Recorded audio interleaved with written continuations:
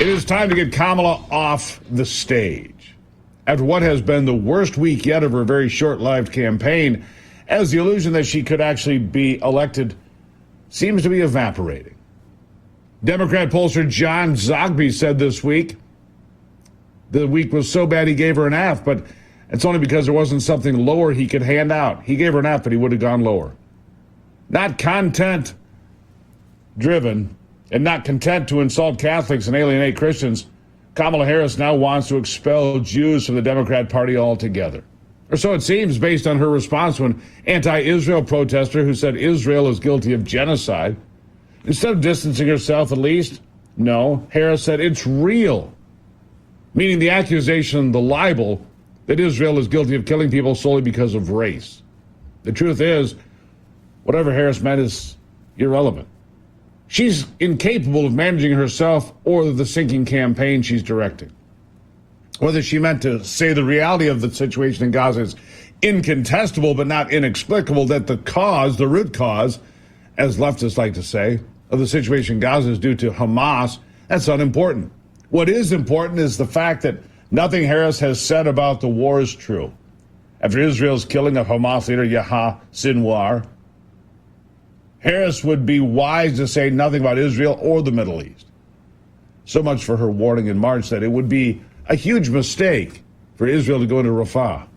So much for her campaign in general. What with its reliance on messaging by the way of the likes of Lizzo or Usher. What a waste. So much also for Harris's claim that she has studied the maps concerning the war in Gaza. Hence, her warning about Israeli offensives in Rafah. More like a threat in the form of a warning, with Harris all but telling Bibi Netanyahu that the IDF needs to stand down. Had Israel done what Harris said, Sinwar would still be alive. Had Israel surrendered to Harris and given an unelected accidental nominee, a pretender, final authority over war and peace, Sinwar would still be at war with Israel. Had Israel sued for peace with Harris, no country would pursue peace with Israel. Had Israel bent to Harris's demands, no country, including those countries that have peace agreements with Israel, would have a reason to honor anything. Anything. Listen to this. We have been clear in multiple conversations and in every way that any major military operation in Rafah would be a huge mistake. Huge mistake. Harris was nonetheless quick to comment on the killing of Sinwar, but for stating the obvious, that Sinwar was the mastermind of October the 7th, she said nothing new. Not surprising, she regurgitated talking points like always. More to the point, she said nothing to acquit herself of the charge that she knows nothing about Israel or Hamas or Gaza or the Middle East. Nothing she can say now will acquit her of the charge that she was flat out wrong. Her assertions were groundless, her conclusions baseless, and her recommendations completely worthless. As for her intentions, that Harris intended to look and sound presidential, we know, the whole world knows, that she failed then and continues to fail now. Pay attention. Sinwar was the mastermind of October 7, the deadliest day for the Jewish people since the Holocaust. A terrorist attack that killed 1,200 innocent people and included horrific sexual violence and more than 250 hostages taken into Gaza, including 7 Americans, living and deceased, who remain in captivity. Yeah. And now Harris wants us to forget what she said about Hamas. She sounds sincere, which is not a good thing as it relates to anti-Israel propaganda. Instead of rebuking the enemies of Israel, she enables them. Instead of responding to extremism by refuting it, instead of addressing it once so as to never have to answer it again, Harris dignified it. She dignified it. You see, she sought to appease an extremist, and so she antagonized the enemies of extremism. She sought to accommodate an extremist and so absolved him of wrongdoing. She did nothing good and so advanced a bad lie and an evil cause. Here's more. Right now, I know what you're speaking of.